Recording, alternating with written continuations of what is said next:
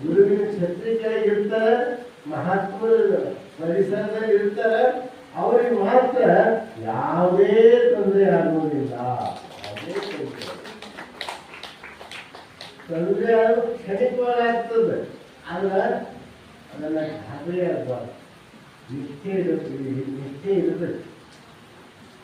ನಾವು ದೀಕ್ಷಾ ತಗೊಂಡ್ರೆ ಯಾರಿಗಾರ ಒಂದು ಸ್ವಲ್ಪ ಎಲ್ಲ ಇಟ್ಕೊಂಡು ಅದು ದೀಕ್ಷಾ ತಗೊಂಡಿಲ್ಲ ಅಥವಾ ನಿಮ್ಮ ತಲೆ ಶುರು ಆಯ್ತದೆ ಹಂಗಲ್ಲ.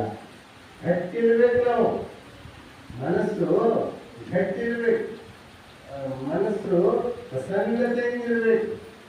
ಯಾರ ಮನಸ್ಸು ಪ್ರಸನ್ನತೆಯಿಂದಿರ್ತಾರೆ,